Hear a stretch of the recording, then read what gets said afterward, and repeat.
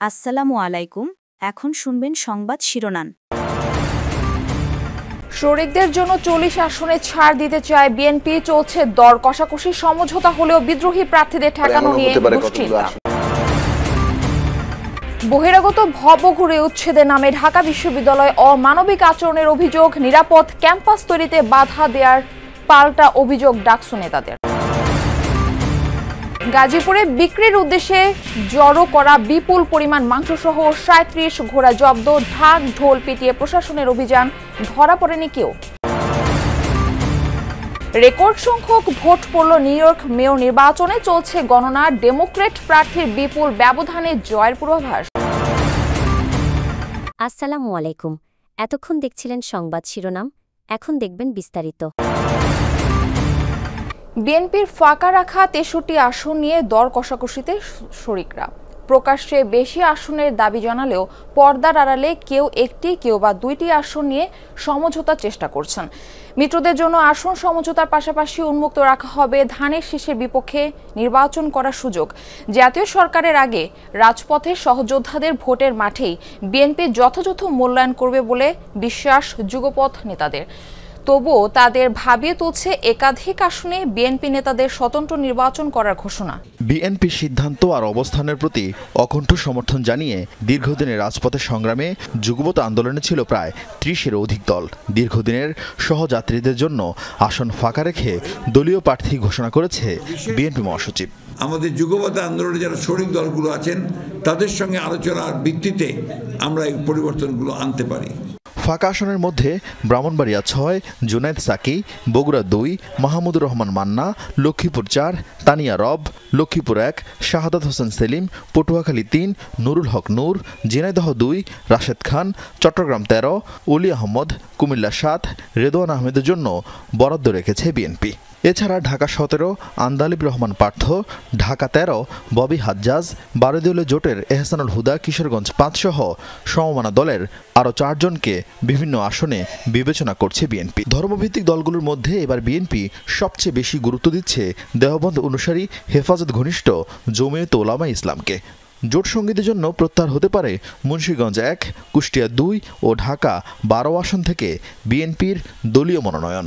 এছাড়া এনসিপির সাথে সমঝোতা হলে 5টি আসন ছাড়তে পারে বিএনপি। ঢাকা 7, 10 ও 18 আসনও যুগপৎ শরিকদের জন্য ছাড় দেওয়ার চিন্তা আছে বিএনপিতে।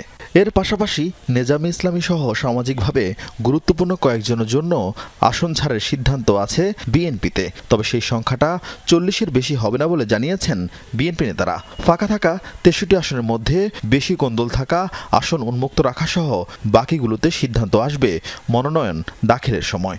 শর্ট লিস্ট নিয়ে বিএনপির সঙ্গে আলোচনা করব।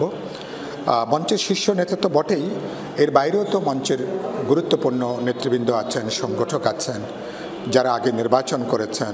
যখন শরিক দিনে চলতে হবে তখন আপনি বড় অংশজন হিসাবে বড় স্যাক্রিফাইসটা তো অবশ্যই বিএনপিকে করতে হবে। আর এমনও হতে পারে কতগুলো আসনে ওপেন থাকবে যেখানে উভয় দলেরই প্রার্থীরা নির্বাচন করতে পারবেন।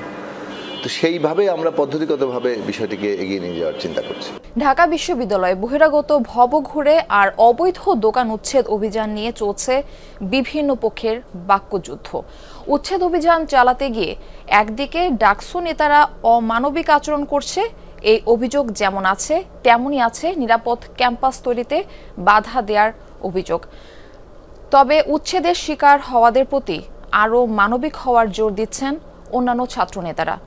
শাকিল হাসান টিএসসির এই জায়গায় ব্যবসা করে গেল 20 বছর ধরে সংসার চলছে তার। সম্প্রতি ডাকসু ও বিশ্ববিদ্যালয় কর্তৃপক্ষের অবৈধ দোকান উচ্ছেদের মাঝেও তার বুকে ভর আছে অনুমতি থাকায়। যারা 2008 সালের আগে এখানে আসছে তাদেরকে কিছু দোকান দিচ্ছে, 11টা দোকান দিচ্ছে।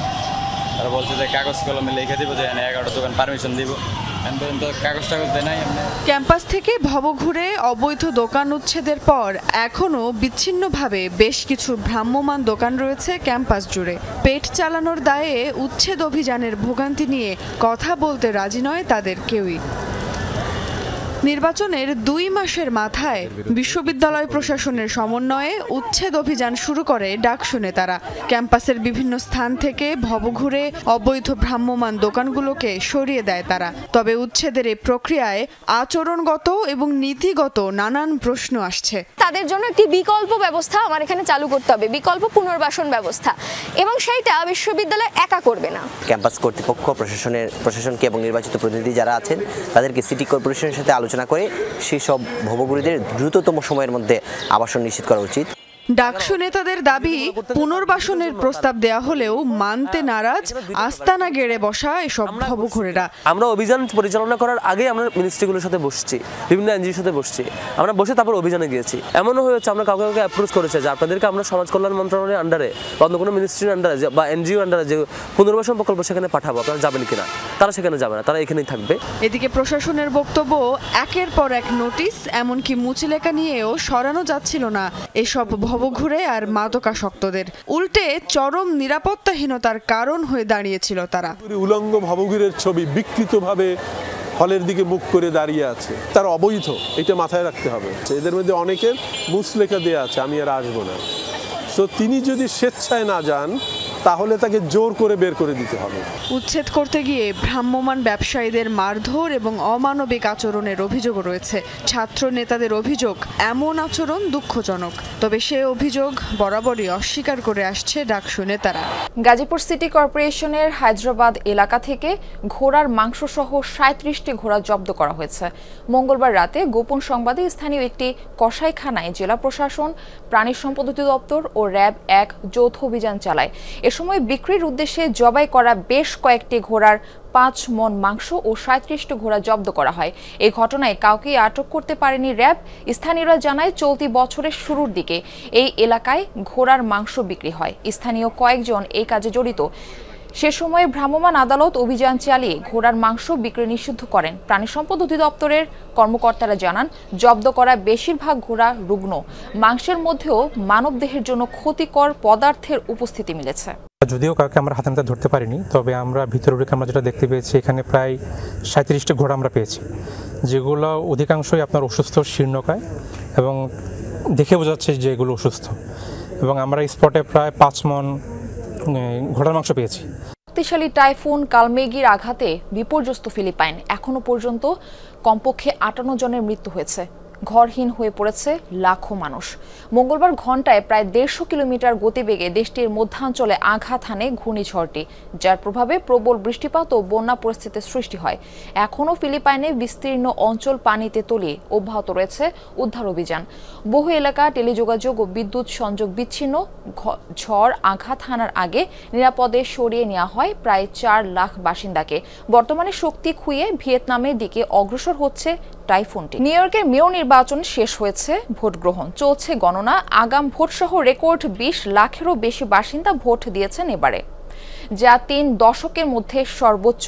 কুইন্সের একটি ভোট কেন্দ্রে ভোট দিয়েছেন এবারের সবচেয়ে আলোচিত মেয়র প্রার্থী ডেমোক্রেট দলীয় জোহরান মামদানি।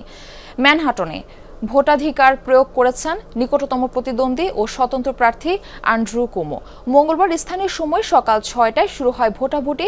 সবশেষ জরিপের তথ্য অনুযায়ী প্রধান প্রতিদ্বন্দ্বী অ্যান্ড্রু কুমোর চেয়ে 17 পয়েন্টের বেশি ব্যবধানে এগিয়েছিলেন জোহরান মামদানি। ধারণা করা হচ্ছে বিশ্ব রাজধানী খ্যাত শহরটি এবারের মেয়র নির্বাচনের ফলাফলে ব্যাপক প্রভাব রাখবে আগাম ভোট।